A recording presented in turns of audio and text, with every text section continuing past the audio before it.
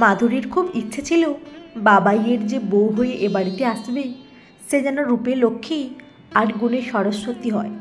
বড় সাধের ছেলে ও মেয়ে তার। নিজে অসুস্থ হওয়ার পরেও তাদের যত্ন আত্মীর কোনো ত্রুটি করেনি। বাবিয়া বাবাইয়ের থেকে বছর দুয়েকের ছোট। বড় ভাব ভালোবাসা দুটিতে। মনোময়কে একা পেলেই মাধুরী বলতেন, আমি যতদিন পারলাম করে গেলাম, আমি না থাকলে ওরা যেন কোনো কষ্ট না পায়, তুমি দেখো। মাধুরীর কোলন ক্যান্সারটা ধরা পড়ল অনেকটাই দেরিতে। খাবার হজম হতো না, বমি হতো এবং আরও অনেক কিছুই সে গোপন করেছিল স্বামীর কাছে। যেমন সুন্দর তার হাতের রান্না, ছবির মতো সাজানো ঘর গৃহস্থলী, তার শখের ছাদ বাগান ফলে ফুলে যেন আলো হয়ে থাকতো। অল্প বয়সে এ সংসারে এসে মনোময়ের মায়ের সঙ্গে সঙ্গে থেকে সব কাজ শিখে নিয়েছিল সে। মনোময় চেয়েছিলেন মাধুরী আবার পড়াশোনা করুক, কিন্তু যাকে নিয়ে এসব ভাবা সে তো নতুন সংসার পেয়ে তাতেই ডুবে থাকতে চাইল। পরের বছরই বাবাই এলো কোল আলো করে। বছর দুয়েক পরে ফুটফুটে পুতুলের মতো বাবিয়া এলো। মাধুরীর খুশিটুকু গোপন থাকতো না তার চেহারায়। দুটো জ্যান্ত পুতুল হাতে পেয়ে সে গভীরভাবে আঁকড়ে ধরল তাদের, নিজের সংসারকে। মনোময় নিজের চাকরির ব্যস্ততায় সেভাবে ছেলে মেয়েকে সময় দিতে পারতেন না, কিন্তু মায়ের সতর্ক চোখ ছেলে মেয়ের প্রয়োজন সমস্ত মিটিয়েছে। মেয়ের পড়াশুনোর পাশাপাশি রবীন্দ্রসঙ্গীতের তালিম হয়েছে শ্রাবণী সেনের কাছে। আবৃত্তির চর্চা চলত সপ্তাহে একদিন শ্রীমতী ব্রততী বন্দ্যোপাধ্যায়ের কাছে। সঙ্গে ছিল বাবাইয়ের ক্রিকেট ও সাঁতারের ক্লাস। রবিবার সকালেই দুই ভাই বোনকে নিয়ে আঁকার স্কুলে দিয়ে ও নিয়ে আসার কাজটা অবশ্য মনোময় করত। মাধুরী টাইম ম্যানেজমেন্টটা খুব ভালো বুঝতেন বলে কখনো সমস্যা তৈরি হয়নি সংসারে। দিন গড়িয়ে মাস, মাস গড়িয়ে বছর। সেই ছোট্ট বাবাই ইলেকট্রনিক্স অ্যান্ড কমিউনিকেশন ইঞ্জিনিয়ারিংয়ে এমটেক করে আজ নামকরা মাল্টি ন্যাশনালে উচ্চ পদে আসেন। বাবিয়া একটি ইংরেজি মাধ্যম স্কুলে পড়ায়। এ সময় মনোময়ের ছোট্ট বোন মন্দিরা বাবাইয়ের জন্য একটি সুপাত্রীর সন্ধান আনলেন। এক ঢাল কোকড়ানো চুলের নিচে টানা টানা ভ্রু আর দীঘল চোখ, গোলাপি পাতলা ঠোঁটে মিষ্টি হাসি, কথাবার্তাও খুব পরিণত মেয়েটির। আভিজাত্যের সঙ্গে বুদ্ধিদীপ্ত উপস্থিতি মনোময়ের মন কেড়ে নিল। সোদপুরে নিজেদের বাড়ি, বেথুন কলেজের জুনিয়র লেকচারার। মনোময় একটু ইতস্তত করছিল অন্য কথা ভেবে।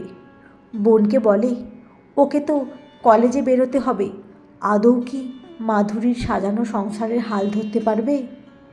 সেসব নিয়ে একটু চিন্তা করছি। মন্দিরা বলে, দাদা, ঈশানীকে ছোটোবেলা থেকেই দেখছি তো অত্যন্ত চটপটে কাজের মেয়ে। নিজের কলেজ সামলেও বাড়ির অনেক কাজে মাকে সাহায্য করে। ও বুদ্ধিমতী মেয়ে, ঠিক পারবে। মনোময় আর না করে না। বাবাইয়েরও খুব ভালো লেগেছে ঈশানীর সঙ্গে কথা বলে। সেদিন কেনাকাটা করতে বেরিয়ে দুজনের মধ্যে সখ্যতা আরও বেড়েছে। গহনা অনেকটাই মাধুরী গুছিয়ে রেখে গিয়েছিল তার সাধের বৌমার জন্য। মণিপুরি বালা আর নিজের জড়োয়া সেট, আর গিনির সীতাহার ও মান্তাসা বাবিয়ার জন্য।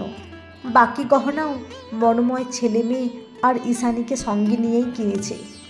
অন্যান্য জিনিসপত্র বাবিয়া লিস্ট ধরে পিসিমণিকে সঙ্গে নিয়ে কিনেছে। বাবাই একটু চুপচাপ থাকে বরাবরই, তবে তার যে এই মেয়েকে বেশ পছন্দ হয়েছে তা দুজনের দীর্ঘ সময়ের মোবাইল অ্যাপের বহর দেখে বেশ বোঝা যাচ্ছে। এক সময় সমস্ত প্রস্তুতি শেষে বাড়ি আলো করে মাধুরীর ইচ্ছে পূরণ করে মনের মতো বৌমা এলো। শুধু মাধুরীকে ছবির মধ্য থেকেই সব দেখতে হলো। ঈশানী এ বাড়িতে এসেই সংসারের হাল ধরে ফেলল শক্ত হাতে। ভরে ওঠা অভ্যেস এ মেয়ের। তার কণ্ঠের সুমধুর রাগ সঙ্গীতের আলাপ ও তার বিস্তারে এ বাড়ির মানুষগুলোর সকাল হয়। ব্যালকনি ও ছাদের গাছেদের পরিচর্যা সেরে চা করে সবাইকে টেবিলে ডাকে। টুকটাক কথাবার্তা সেরে যে যার মতো তৈরি হতে থাকে। নিজের স্বামীর ননদের টিফিন গুছিয়ে ফেলে। বাবিয়াও হাত লাগায়। শ্বশুর মশাইকে জলখাবার দিয়ে দ্রুত স্নানে যায়। মনোময় বেলায় স্নান সেরে গৃহদেবতা ও মাধুরীর সব ঠাকুরদের পুজো দেয়। রান্নার দিদি বুবুদিকে ঈশানী আরও একটু টাকা বাড়িয়ে সন্ধ্যায় আসতে বলে। তাকে দিয়ে সকালের জলখাবারের সবজি কাটিয়ে নেয়। মাছ, মাংস, ডিম, যে কোনো একটা পদ, ডাল, রাতের রুটি, খাবার জল ভরা এগুলি করিয়ে নেয়। মনোময় উচ্ছে চচ্চড়ি, শাক ভাজা বা শুক্তো খুব ভালোবাসে, তাই বেলায় এসে এসবের কিছু একটা পদ রান্না করে। খাবার গরম করেই মনোময়কে খেতে দিয়ে চলে যায়। দুপুর 1:30টার পরে হোয়াটসঅ্যাপে ঈশানের টেক্সট আসে, বাবা খাওয়া হয়ে গেছে তো? ফল রেখে এসেছি টেবিলে, কেটে খেয়ে নিও, ভুলো না কিন্তু। রবিবার ছুটির দিনেই ইলিশের মাথা দিয়ে কচুর শাক, মোচা চিংড়ি, মাটন ডাকবাংলো এসব হয়। সেদিন বুবুদি শুধু মশলা করে কেটে কুটে দিয়ে যায়। আবদারে গলায় মেয়ে বলে, বাবা বাজার থেকে কলা পাতা এনো তো, আজ সবাই কলা পাতাই খাবো। ছুটির দিনে লুচি, আলু চচ্চড়ি, কখনো আলুর পরোটা, চিকেন চাউমিন করে ননদকে নিয়ে।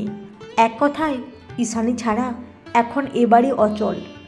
কলেজ ফেরতা মাঝে মধ্যে বাপি মায়ের সঙ্গে দেখা করে চলে আসে, থাকে না সেভাবে।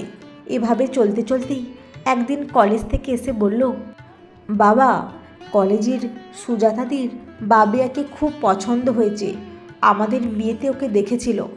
ওনার ভাই রাতুলের সঙ্গে বাবিয়াকে ভালো মানাবে। রাতুল সেন্ট জেভিয়ার্স কলেজের ফিজিক্স পড়ায়, ওদেরও শিক্ষিকা মেয়েই পছন্দ। আসছে রবিবার বাড়িতে আসতে চাইছে, তুমি সুজাতাদির বাবার সঙ্গে একটু কথা বলে ওদের আসতে বলো, এই নাও নাম্বার।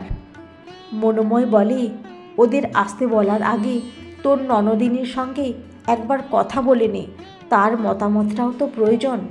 সুজাতাদির হোয়াটসঅ্যাপে পাঠানো রাতুলের ছবিটা বাবিয়াকে দেখিয়ে ঈশানী বলে, আমার কলেজের লেকচারার সুজাতাদির ভাই রাতুল, ও সেন্ট জেভিয়ার্স কলেজে আছে, ফিজিক্স পড়ায়। সুজাতাদি রাতুল আর বাবা মাকে নিয়ে তোর সঙ্গে আলাপ করতে আসছেন আগামী রবিবার বিকেলে, তোর আপত্তি নেই তো?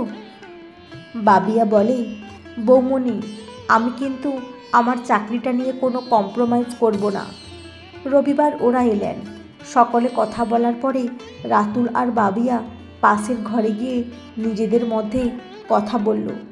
সুজাতাদির বাবা বললেন, আপনারা যদি রাজি থাকেন তাহলে আমরা নভেম্বরে শুভ কাজ করতে চাই। তার আগে আপনারাও আমাদের বাড়িতে আসুন, দেখুন, অবশ্যই মেয়েকে নিয়েই যাবেন। মনোময়রা গেলেন পরের রবিবারে। দিনক্ষণ ঠিক হয়ে যাওয়ার পরে ঈশানী যেন 10 হাতে সমস্ত কেনাকাটা, বাবাই বাবিয়াকে নিয়ে কার্ডের অর্ডার দেওয়া, তত্ত্ব সাজানো, আনুষঙ্গিক কাজ করতে লাগলো। কলেজের সময়টুকু বাদ দিয়ে সে সদা ব্যস্ত। এর মধ্যে একদিন শুভ দিন দেখে নিজের হাতে বাবিয়ার পছন্দের সমস্ত পদ রান্না করে ওর পছন্দের আজরং মডাল সিল্ক ও ম্যাচিং জুয়েলারি কিনে আত্মীয় স্বজনদের ডেকে আইবুড়ো ভাত খাওয়ালো। অবশেষে এলো সেই শুভ দিন। বাবিয়া রাতুলের বিবাহ অনুষ্ঠান সুসম্পন্ন হলো সকলের সানন্দ উপস্থিতিতে। ওদের বিদায় মুহূর্তেই মাধুরীর ছবির সামনে দাঁড়িয়ে জল ভরা চোখে মনোময় বলেন, তোমার আদরের দুলালি আজ শ্বশুরবাড়ি যাচ্ছে, ওকে আশীর্বাদ করো প্রাণ ভরে। টপ টপ করে 2 চোখ থেকে জল গড়িয়ে পড়ল। হঠাৎ পিঠে পরম মমতায় ঈশানীর হাত। তোমার উমা চলে যাচ্ছে বলে খুব কষ্ট হচ্ছে বাবা। মনোময় তার আদরের ঈশানীর মাথায় হাত রেখে বলে ওঠেন, কেন কষ্ট হবে রে মা, আমার এক উমা চলে যাচ্ছে স্বামীর ঘরে, আর এক উমা তো থাকলো আমার ঘর আলো করে। সেই রূপে উমা, নামে ঈশানী, কাজে মহামায়া। আমি খুবই ভাগ্যবান রে মা যে তোকে পেয়েছি। কষ্ট হচ্ছে তোর মা তোকে কাছে পেল না বলে। সদা সুখী হোস মা আমার।